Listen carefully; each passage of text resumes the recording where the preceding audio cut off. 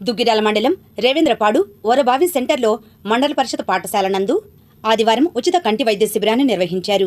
రాష్ట్ర మంత్రివర్యులు నియోజకవర్గ శాసనసభ్యులు నారా లోకేష్ స్ఫూర్తితో విజయవాడకు చెందిన అమరావతి సూపర్ స్పెషాలిటీ కంటి ఆసుపత్రి ఆధ్వర్యంలో కంప్యూటర్ ద్వారా పరీక్షలు నిర్వహించి అవసరమైన వారికి మందులను పంపిణీ చేశారు.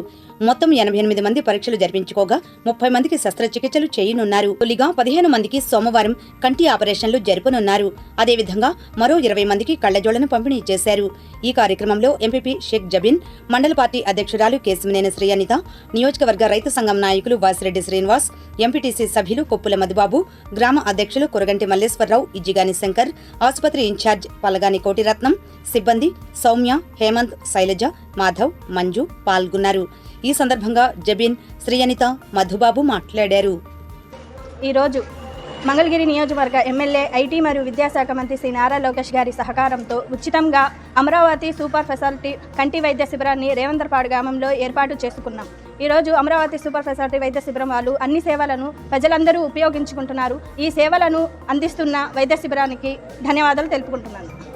మంగళగిరి నియోజకవర్గం దుగ్గిరాల మండలం రేవేంద్రపాడు గ్రామంలో మంగళగిరి ఎమ్మెల్యే ఐటీ విద్యాశాఖ మంత్రి వర్యులు నారా లోకేష్ గారి సౌజన్యంతో, అమరావతి కంటి ఆసుపత్రి వారి సౌజన్యంతో ఈరోజు రేవేంద్రపాడు గ్రామంలో ఐ క్యాంప్ నిర్వహించుకోవడం జరిగింది.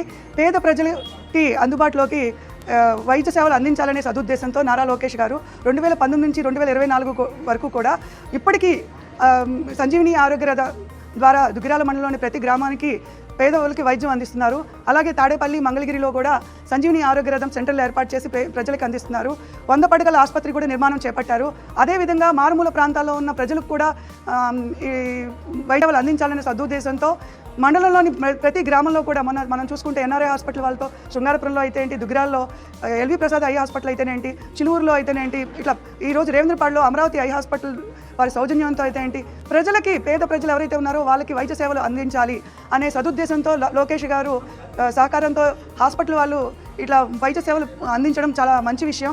వారి యొక్క సమాజానికి మంచి చేయాలనే ఉద్దేశంతో వీరందరూ కూడా మంచి కృషి చేస్తున్నారు.